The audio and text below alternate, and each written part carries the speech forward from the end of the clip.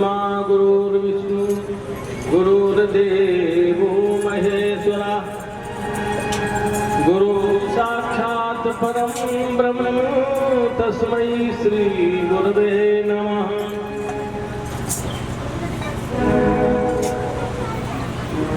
वंदनीय गुरुदेव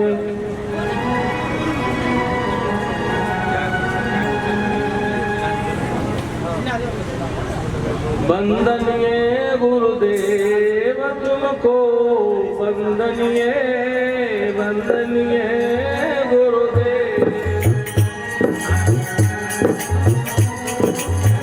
वंदनीय गुरुदेव तुमको वंदनीय वंदनीय गुरुदेव।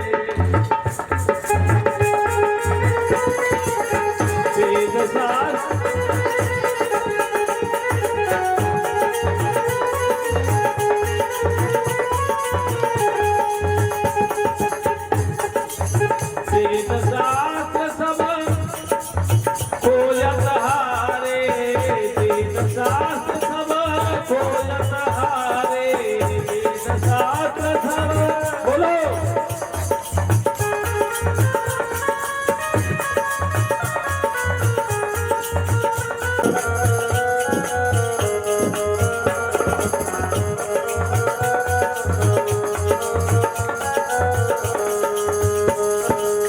गुरु के समान और को दाता गुरु के समान और को दाता गुरु के समान और को दाता गुरु के समान और को दाता उन्हीं की करिए तुमको वंदनीय उन्हीं की करिए को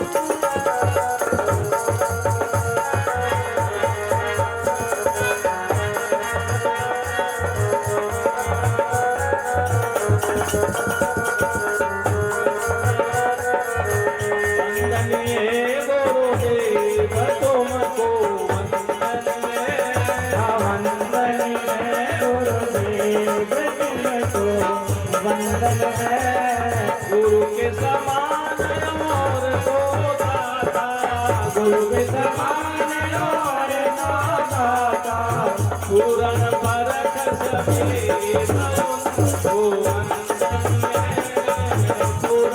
परख सभी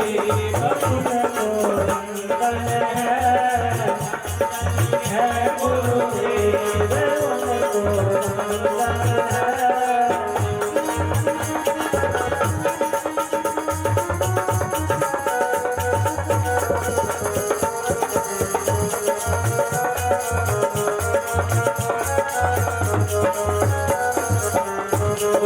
भगवान की जय। बड़े सौभाग्य का विषय है कि आज सभी भक्त संत भक्त यहाँ विराजमान हैं और संतों के प्रवचन का भजनों का आनंद ले रहे हैं। ये सौभाग्य वस्तु सभी को नहीं मिलता है, बड़े भाग्य से मिलता है। भगवान की वाणी कब मिलती है? देखो लोग कहते हैं कि कहीं नाती हो गया, लड़का हो गया, किसी के बहुत बड़ा लाभ हो गया, प्लाट ले लिया, गाड़ी ले ली, कहते भगवान की कृपा हो गई, ऐसा हो गया, भगवान की कृपा हो गई, नाती हो गया। लेकिन बंधुओं, ये भगवान की कृपा का लाभ नहीं, भगवान की कृपा का फल नहीं है, ये तो आपका प्रारब्ध है।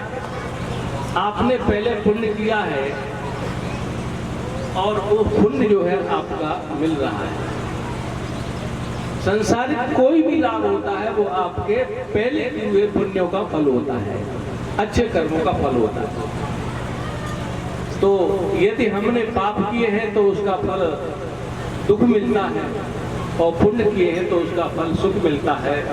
चाहे वो पति मिल जाए, पत्नी मिल जाए, अच्छा घर मिल जाए, नाती मिल जाए, पोता मिल जाए, लेकिन सत्संग मिलना, संतों का समागम मिलना, ये जन्मांतरे भवेत् पुण्यम, जन्म जन्मांतर के पुण्य होते हैं तभी मिलता है। कर्म कर्म से नहीं, कर्म अच्छे कर्म जो होते हैं उससे संसारिक लाभ की प्राप्ति होती है। और जो पुण्य, पुण्य क्या होता है? पुण्य का मतलब पुई पावने धातु से पुण्य शब्द बनता है व्याकरण में। तो पुण्य जो हमारा जब मन पवित्र होता है तब सत्संग मिलता है।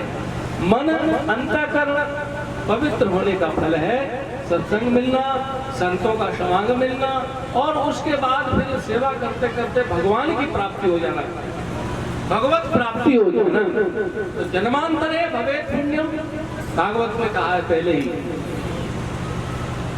तब भागवतम, भागवत माने भक्त, भगवान के भक्त, अर्थात भगवान के कार्य, ऐसे ऐसे पवित्र आश्रम में प्रवेश, ये भागवत है। तो आप बड़े सौभाग्यशाली। देखिए बंधुओं, सतयुग में मनुष्य की आयु कितनी होती थी? 1 लाख वर्ष, और लंबाई कितनी होती थी? 21 हाथ है। फिर जब सतयुग समाप्त हुआ, कौन सा युग आया? त्रेता आ गया। तो 1 शून्य घट गया। 1 लाख में तो 1 शून्य घटा दो तो 5 में 10,000 हो गया। तो आयु रह गई 10,000, और फिर लंबाई घट गई 21 में तो रह गई 14, 27, 14 रह गई, 14 हाथ रह गई। और फिर द्वापर आया, तो फिर 1 शून्य घटा दो तो 1000 वर्ष रह गए। तो द्वापर में कितनी उम्र थी? 1000 वर्ष थी हम सब लोगों इन युगों की, और लंबाई थी 7 हाथ। अब द्वापर बीता, फिर आ गया कलयुग। कलयुग में 1 शून्य घट गया, कितनी आयु रह गई? 100 वर्ष, और लंबाई आधी घट गई तो 3.5 हाथ। 7 में थे, आधे काट दो, 3.5 रह गए।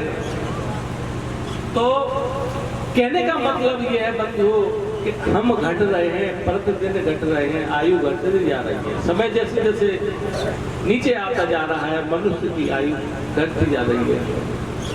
तो हमें करना क्या है? अब 100 वर्ष, तो हमें करना क्या है कि शीघ्र हमें अपने आप को प्राप्त कर लेना है, स्वरूप को प्राप्त कर लेना है। यही जीवन का उद्देश्य है। और नहीं तो महाराज आप बालू हाथ में ले लो और वो भी ऐसे करो तो बालू भी घटती जाती है, पानी हाथ में ले लो तो पानी भी गिरता जाता है, कितना भी आप रोको लेकिन गिरता है। ऐसे ही आयु क्षण क्षण घट रही है। तो उस थोड़े से जीवन में हमें अपने इस